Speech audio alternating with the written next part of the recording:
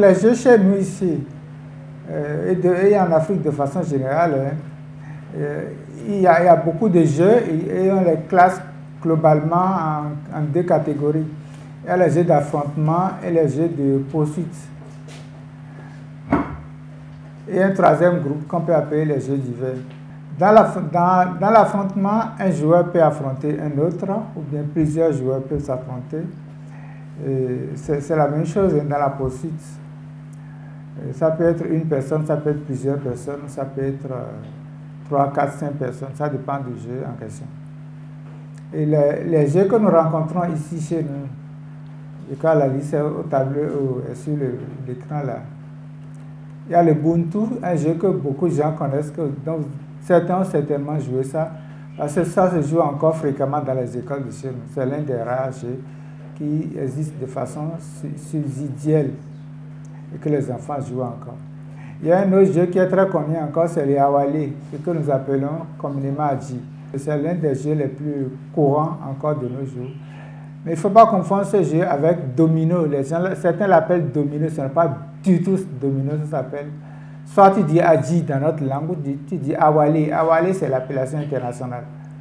Vous dites Awali dans n'importe quel pays du monde, les gens savent que c'est le seul jeu qui les concerne. Mais ce n'est pas du tout le Domino. Le Domino, c'est un jeu complètement différent qui se joue en Europe. On ne rencontre même pas ça chez nous ici. Ensuite, nous avons la Marelle. Un jeu que beaucoup de gens jouent aussi quand ils étaient élèves, c'est ce que nous appelons chou. On saute, on passe d'une case à une autre. C'est ça le jeu qu'on appelle chou. Il y a un autre jeu qu'on appelle Besoso. C'est un jeu chantant aussi. Les enfants jouent et ils chantent et ils dansent. Il y a un autre jeu qu'on appelle Pokle Pokle. Il y a un autre qui s'appelle Afintika. Il y a la lutte que nous connaissons aussi, même si on ne lutte plus beaucoup chez nous. C'est les jeux qui ont disparu malheureusement. Il y a Hanu Hanu que nous venons de voir. Bon, il y a un jeu que j'ai découvert au cours de mes recherches qu'on appelle Arwandou. Ça, c'est un jeu qui ne se trouve que, enfin, pour ma petite expérience, je ne l'ai trouvé que dans les Aguigués. C'est un jeu très intéressant, malheureusement, qui là-bas même est menacé de disparition. Parce que quand vous allez aux Aguigués, il n'y a plus beaucoup de gens qui savent jouer. Pour amener les gens à jouer, cela pour que je vois comme ça n'a pas été facile. Mais j'ai réussi à réunir les gens. Et jusqu'à présent, si vous voulez que les gens vous pratiquent ce jeu, il suffit de les avertir. Le matériel, c'est moi qui ai organisé, qui leur a fourni le matériel pour jouer le jeu. Ils peuvent encore jouer juste. C'est un jeu qui a des liens un peu avec le phare. Donc c'est un plateau sur lequel on lance des coris. Il y a des signes qui sortent. Et en fonction de ces signes-là, vous déplacez un pion. Et à la fin, on détermine celui qui a gagné. Il y a le jeu de saute-mouton que certains connaissent aussi.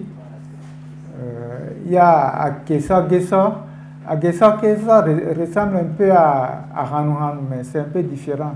Et le chant qui l'accompagne est un peu différent aussi. Mais c'est le même esprit. Il y a un jeu qu'on appelle Alubahwe, que certains ont certainement entendu. Il y a un chant qui l'accompagne aussi. Plein de gens le connaissent encore, ce jeu. Il y a un autre jeu qu'on appelle Koso ou à côté, qui se joue avec les petits escargots là, voilà, qu'on fait tourbillonner par terre. Bon, voilà globalement les jeux que j'ai pu identifier et que je voulais vous présenter. Il y a le Verdida, qui est encore très développé dans les milieux Adja. Quand vous allez à Dogbo, les gens jouent encore beaucoup le Verdida. Il y a le professeur Chichi, qui a écrit un petit ouvrage sur le Verdida. Et les Adja appellent ça Evedada. Evedada, c'est les fonds qui disent Verdida. Voilà les jeux. Alors, comme on l'a vu, la plupart de ces jeux sont menacés de disparition. La preuve, c'est que ce n'est plus fréquent dans les rues. Normalement, les jeux, c'est dans les rues avec les enfants, on les côtoie, on les voit en train de jouer, tout ça. Mais malheureusement, tout ça, ça n'existe plus.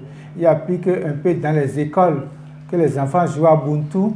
Je crois que c'est le seul jeu que les enfants jouent encore fréquemment dans les écoles. Ça s'appelle Ubuntu.